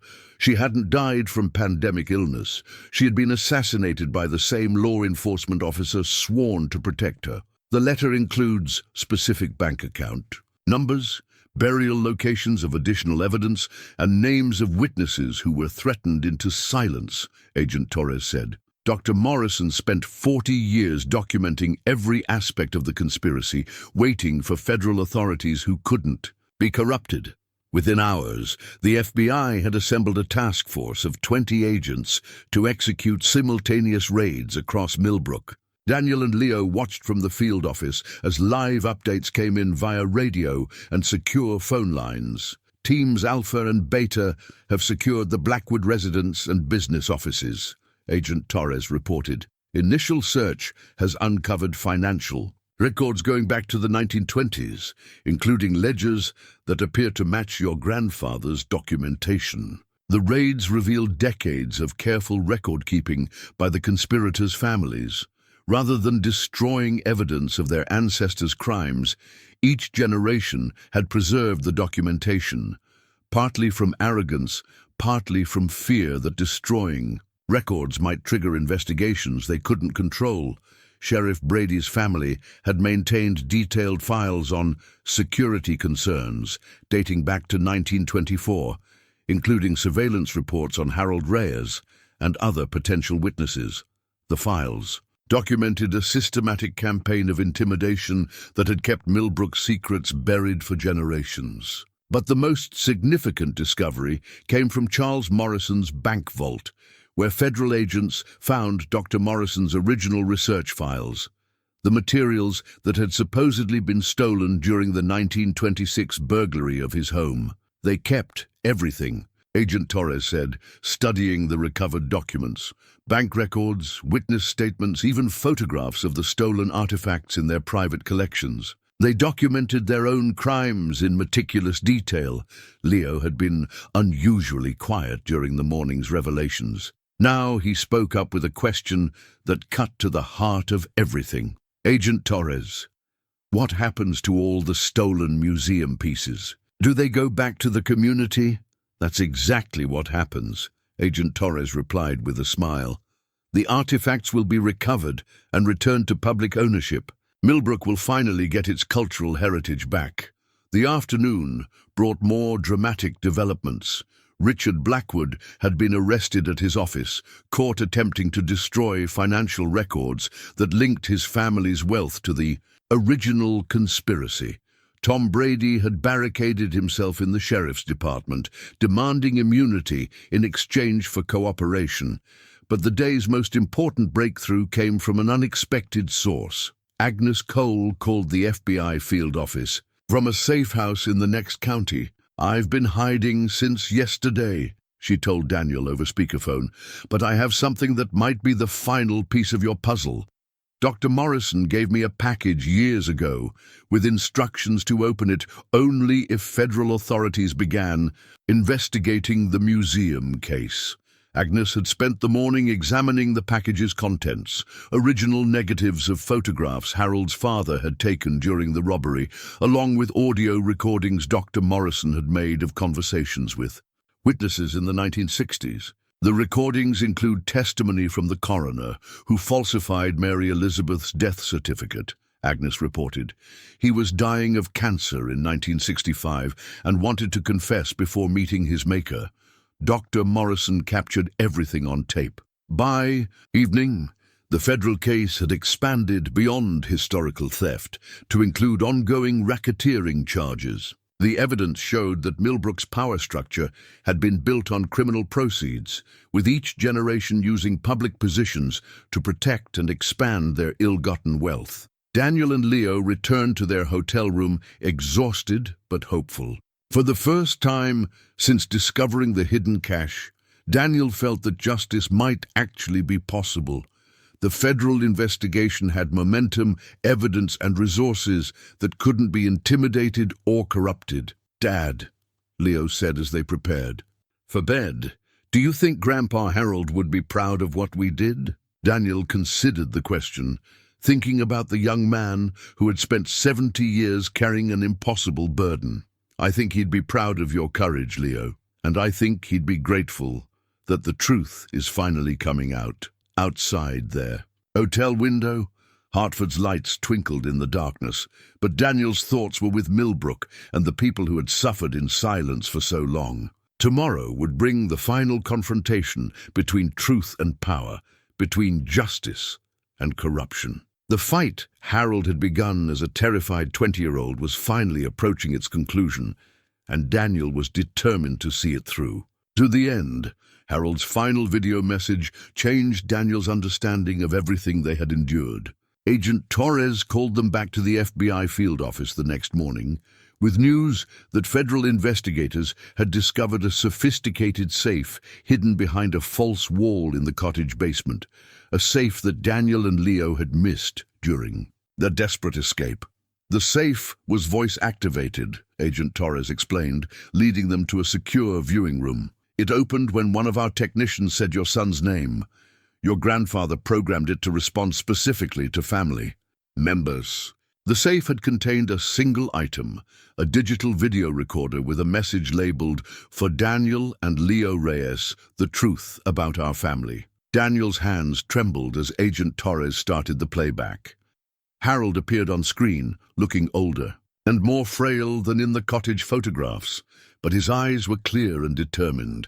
"My dear grandson and great-grandson," Harold's recorded voice began, "if you are watching this, it means you have found the evidence I spent 70 years protecting, and you have been brave enough to bring it to the authorities." Leo reached for Daniel's hand as Harold continued his final testimony.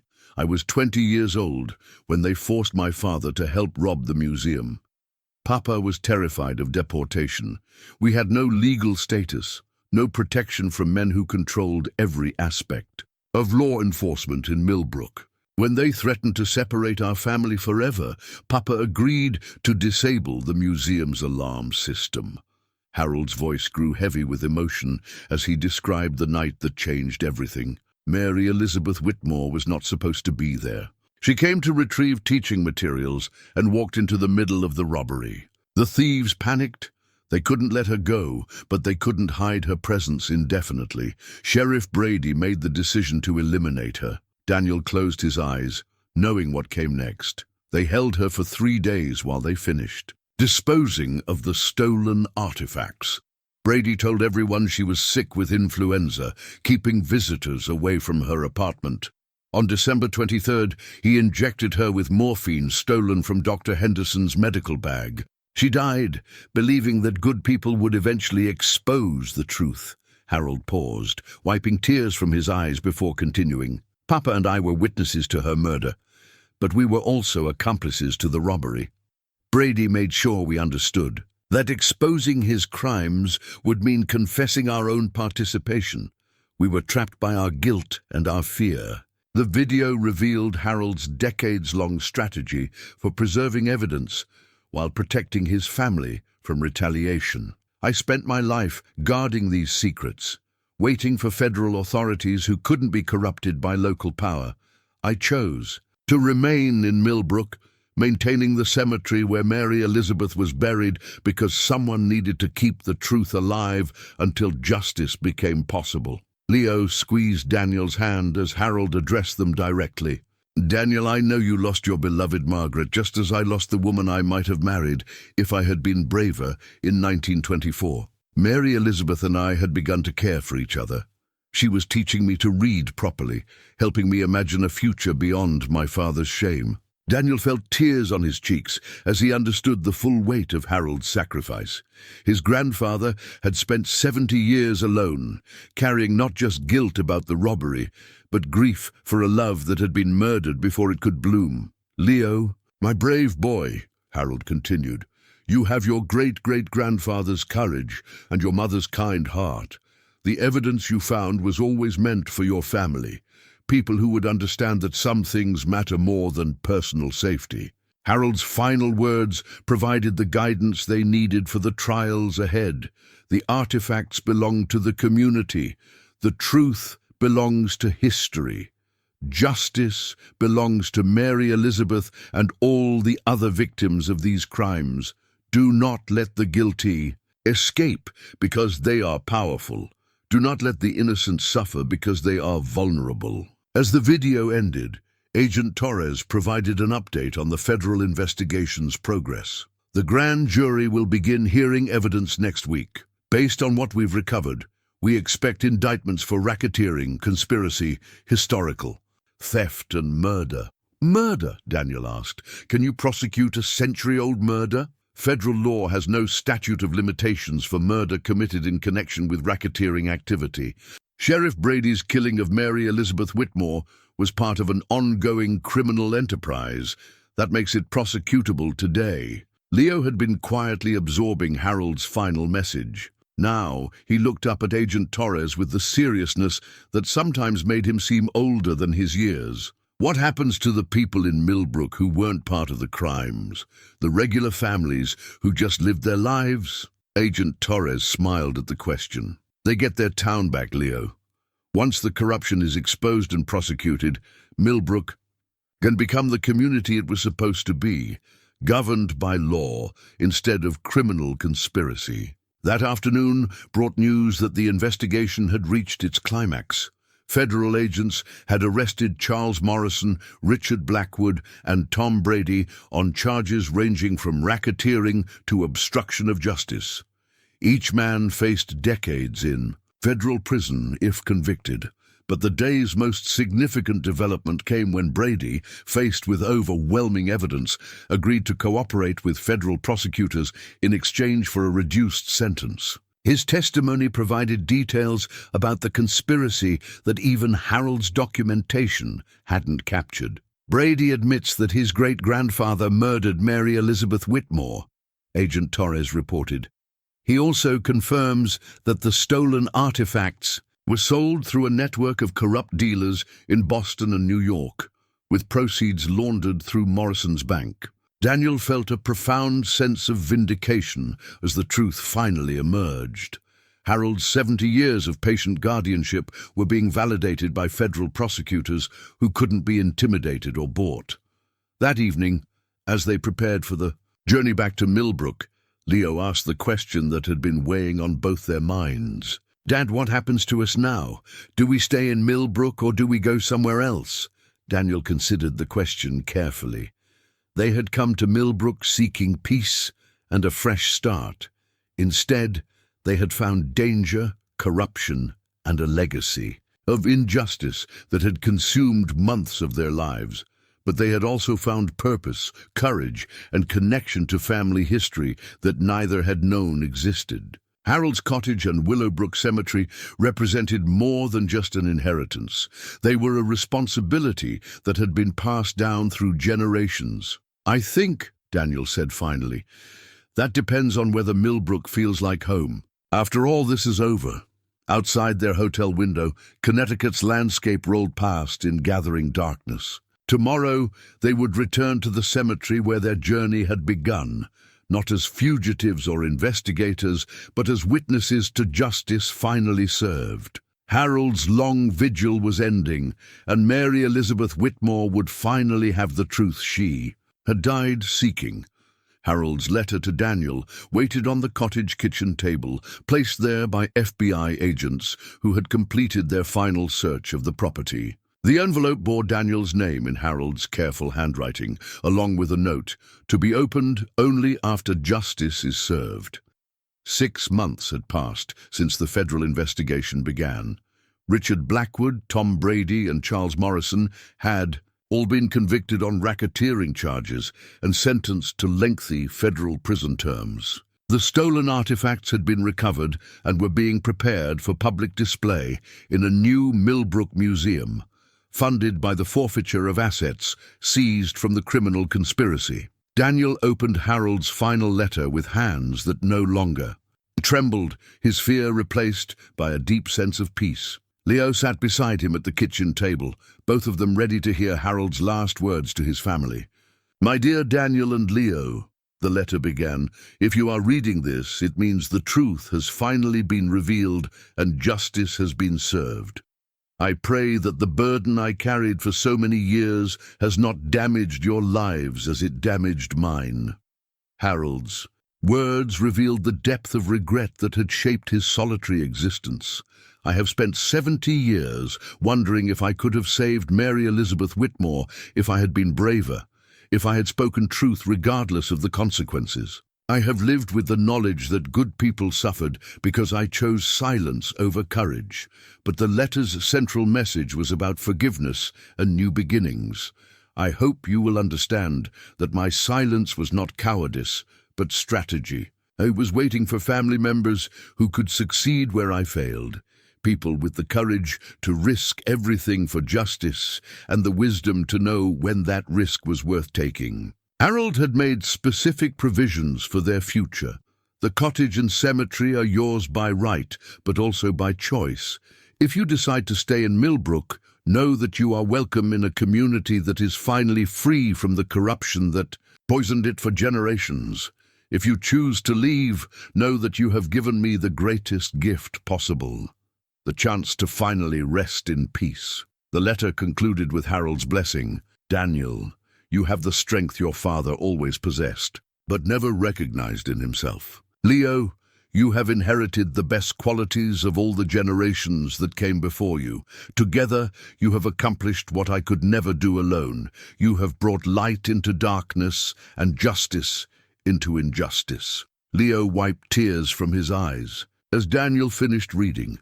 Dad, I think we should stay. Daniel looked around the cottage that had become their home during months of danger and discovery. The rooms that had once held secrets now felt peaceful, filled with afternoon sunlight and the promise of ordinary days ahead. Why do you want to stay? Daniel asked, though he suspected he already knew the answer. Because Grandpa Harold spent his whole life taking care of this place, waiting for us, and because Mary Elizabeth is buried here, and someone should remember her properly. That afternoon they walked through Willowbrook Cemetery, noting the changes that had occurred since federal intervention. The grounds were better maintained now, funded by restitution payments from the convicted families. Several new headstones had been erected for people whose graves had been unmarked for decades, including a beautiful granite memorial for Mary Elizabeth Whitmore that read, "Beloved teacher and seeker of truth. Her courage lives forever. Agnes." Cole joined them at Mary Elizabeth's grave, carrying flowers from her garden and news from the town. "The new mayor is planning a memorial service for all the victims of the conspiracy," she reported. "Dr. Morrison will be honored alongside Mary Elizabeth and the other people who suffered for seeking justice." Daniel felt a profound sense of completion as they stood among the graves of people who had been silenced for nearly a century. Their voices had finally been heard, their stories finally told. "Agnes," Daniel said, "Harold left instructions about donating his research files to the library. He wanted them available for anyone studying this period of Millbrook's history. That would be wonderful. The Historical Society is already planning exhibits about the museum robbery and recovery. Your family's courage will be part of the permanent record." That evening, Leo helped Daniel arrange Harold's belongings in the cottage, deciding what to keep and what to donate. They found photographs of Harold and Mary Elizabeth together, confirming that their relationship had been more than Daniel had realized. In one image, they sat on the cottage porch, Harold teaching Mary Elizabeth to use his father's camera while she helped him with reading lessons. They looked happy, Leo observed, studying the photographs. They were building something together, Daniel agreed, before it was taken away from them. As autumn approached, Daniel enrolled Leo in Millbrook Elementary School, the same school where Mary Elizabeth had taught nearly a century earlier. The building had been renovated with restitution funds, and Leo's teacher, Mrs. Patterson, made sure her students understood the history of courage and justice that had shaped their community. Leo thrived in his new environment, making friends easily, and displaying the same curiosity about local history that had led to their great discovery. He started a school project documenting the stories of cemetery residents, helping preserve memories that might otherwise have been lost. Daniel found meaningful work as the official caretaker of Willowbrook Cemetery, a position that came with respect rather than isolation. The cemetery had become a pilgrimage site for people interested in historical justice, and Daniel took pride in maintaining it as a place of peace and reflection. On the anniversary of their arrival in Millbrook, Daniel and Leo held a private Ceremony at Harold's grave. They had finally located the modest headstone in the cemetery's oldest section, marked simply Harold Emmanuel Reyes, 1904-2024, faithful guardian. "Grandpa Harold," Leo said, placing fresh flowers on the grave, "we kept our promise. The truth came out and the bad guys went to prison." Daniel added his own flowers and stood quietly for a moment, thinking about the man who had sacrificed a normal life to preserve justice for future generations. "Thank you," he said simply, "for waiting, for believing we would do the right thing, for showing us that some things are worth any sacrifice." As they walked back to the cottage in gathering twilight, Daniel felt the profound peace that comes from completing a sacred task.